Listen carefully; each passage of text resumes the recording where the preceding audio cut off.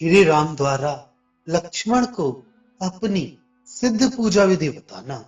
श्री महादेव जी बोले, हे पार्वती, वहां श्री रामचंद्र जी लक्ष्मण जी के साथ लीला से ही मणिमय गुफाओं में विचरते और पके हुए फल मूल खाकर निर्वाह करते हुए वर्षा के दिनों में आनंद पूर्वक रहे।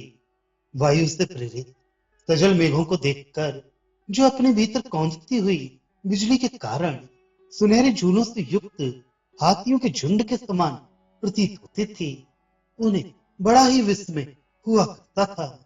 नवीन घास के खाने से हृष्ट पुष्ट हुए मृग और पक्षी गण जब कभी इधर उधर दौड़ते हुए श्री रामचंद्र जी को देख लेते तो उनकी ओर टकटकी लगाए जाते और ध्यान निष्ठ मुनीश्वरों के समान इधर उधर जाना भूलकर जहां के तहां खड़े रह जाते।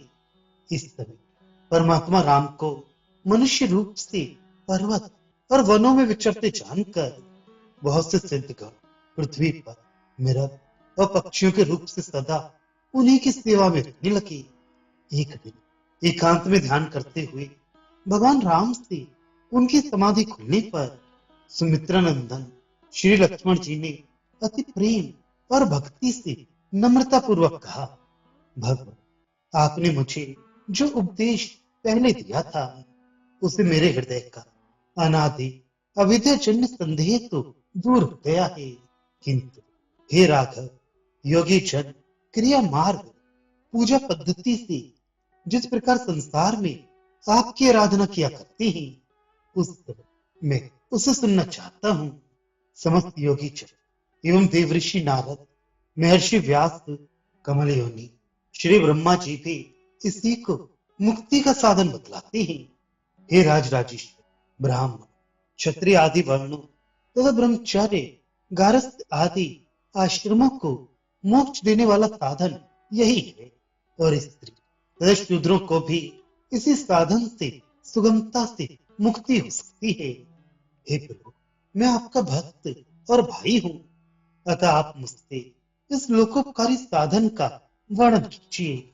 श्री रामचंद्र जी बोले, हे रघुकुल नंदन लक्ष्मण, मेरी पूजा विधि का कोई अंत नहीं है, तथापि मैं क्रमशः उसका संक्षेप में यथावत वर्णन करता हूँ। मेरी भक्ति से संपन्न मनुष्य अपनी शाखा के गृह सूत्र द्वारा बतलाए गए प्रकार से उपनयन संस्कार के अनंतर द्विजत्व प्राप्त कर भक्ति पूर्वक सदगुरु के पास जाए और उनसे मंत्र ग्रहण करे। बुद्धिमान मनुष्य को चाहिए कि उन गुरुदेव की बताई हुई विधि से अपने हृदय में, अग्नि में, प्रतिमा आदि में अथवा सूर्य में केवल मेरे ही सेवा पूजा करे अथवा सावधान होकर शालग्राम शिला में ही मेरी उपासना करे। बुद्धिमान उपासक को चाहिए कि सबसे पहले देह शुद्धि के लिए प्रातःकाली वैदिक तथा तांत्रिक मंत्रों का उच्चारण करते हुए शरीर में विधिवत मृतिका आदि लगाकर स्नान करे और नियमानुसार संध्या आदि नित्य कर्म करे।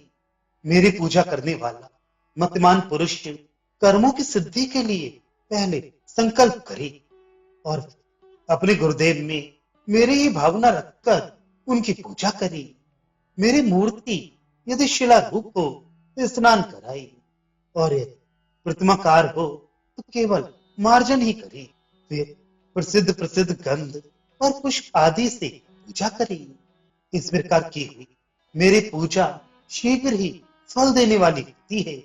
मनुष्य सब प्रकार के छल छिद्र छोड़कर गुरु की बताई विधि से नियमबद्ध हो मेरी पूजा करनी चाहिए। हे कुल नंदन, प्रतिमा आदि का श्रृंगार करना मुझे अत्यंत प्रिय है। यदि अग्नि में पूजा करनी हो तो आहुति द्वारा करे और यदि सूर्य में करनी हो तो वेदी में सूर्य का आकार बनाकर करे। भक्त के द्वारा श्रद्धा पूर्वक निवेदन किया हुआ जल भी मेरी प्रसन्नता का कारण होता है। फिर भक्ष, भोज्य आदि पदार्थ और गंध, पुष्प, अक्षत आदि पूजा सामग्री की तो बात ही क्या है। अतः पहले पूजा की सब सामग्री इकट्ठी कर फिर मेरी पूजा आरंभ करें। जिस प्रकार पूजा करनी चाहिए वह बतलाता हूँ। पहले क्रमशः कुशा, मृगचल और वस्त्र बिछाकर आसन बनाई तथा उस पर शुद्ध चित्त से ईष्ट देव के सम्मुख बैठे। तदनंतर बहिर्मार्थ का और अंतर्मार्थ का न्यास करे तथा केशव, नारायण आदि 24 नामों का न्यास करके तत्व न्यास करे।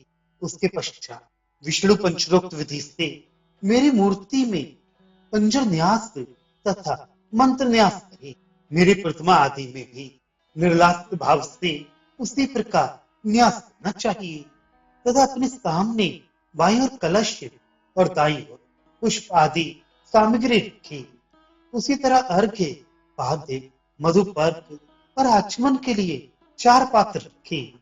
तत्पश्चात अपने सूर्य के समान तेजस्वी हृदय कमल में जीवन नामी मेरी कला का ध्यान करी और हे शत्रु दमन अपने संपूर्ण शरीर को उससे व्याप्त देखे तथा प्रतिमा आदि का पूजन करते समय भी उन प्रतिमा आदि में उस जीव कला का ही आवाहन करी।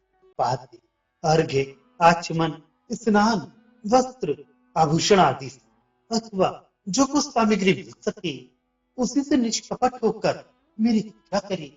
यदि धनवान हो तो नित्य प्रति कपूर, कुमकुम, अगरू, चंदन और अत्युत्तम सुगंधित पुष्पों से मंत्रोच्चारण करता हुआ मेरी पूजा करे तथा नीराजन 5 बत्तियों की आरती, धूप, दीप और नाना प्रकार के नैवेद्य द्वारा विदोक्त दशावरण पूजा विधि से मेरा अर्चन करे। नित्य प्रति अति श्रद्धा के साथ सब पदार्थ निवेदन करे क्योंकि मैं परमात्मा श्रद्धा का ही भूखा हूँ। मंत्र विधि को जानने वाला उपासक पूजा के अनंतर विधि पूर्वक हवन करे।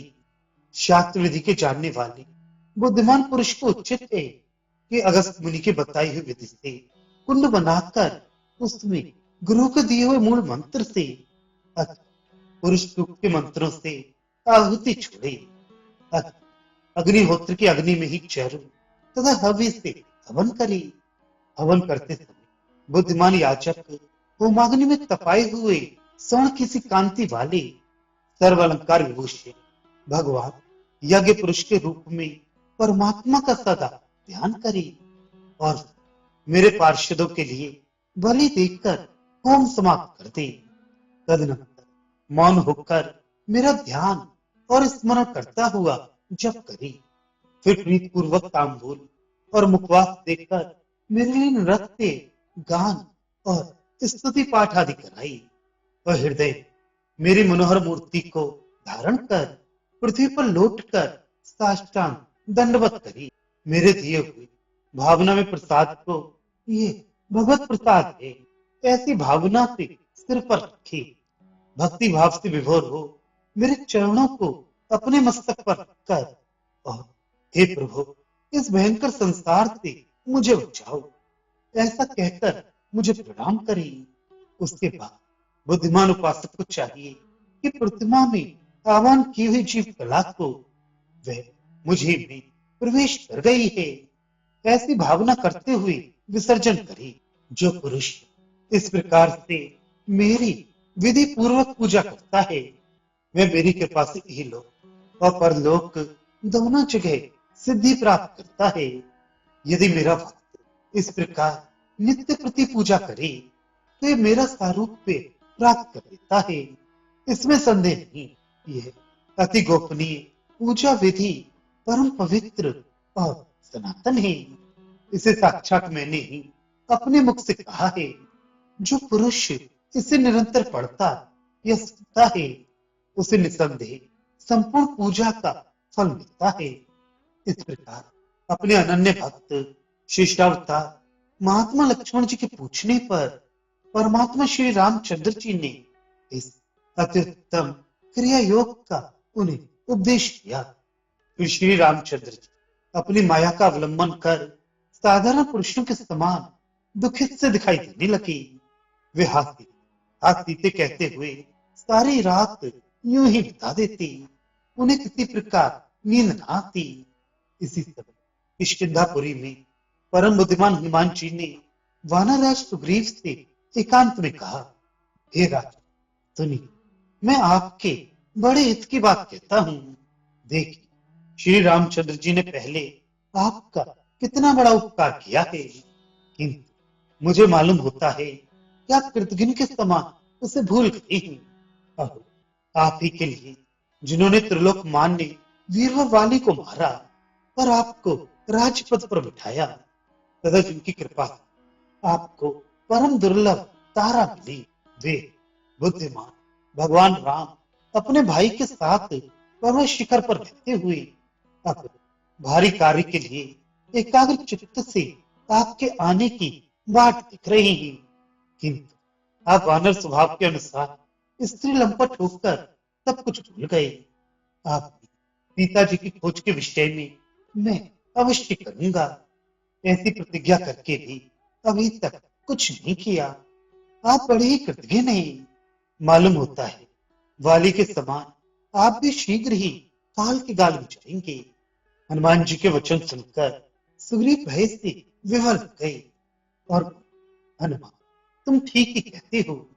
अब तुम मेरी आज्ञा से शीघ्र ही दसों दिशाओं में बड़े शीघ्रगामी 10 सहस्त्र वानर भेजो। वे सातों द्वीपों में रहने वाले संपूर्ण वानरों को यहाँ ले आए और जितने मुख्य मुख्य वानर हैं वे सब यहाँ एक पक्ष के भीतर आ जाएं। जो कोई एक पक्ष तक यहाँ ना आएगा वे निसंदेह मेरे हाथों मारा जाएगा। हनुमान जी इस प्रकार आज्ञा देकर सुग्रीव फिर अपने घर में चले गए। सुग्रीव की आज्ञा पर परम बुद्धिमान मंत्री प्रवर श्री हनुमान जी ने तत्काल ही बहुत से वानर दसों दिशाओं में भेज दिए, जो अगणित गुण और पराक्रमशाली थे तथा वायु के समान वेगवान और पर्वत के समान स्थूलकाय थी।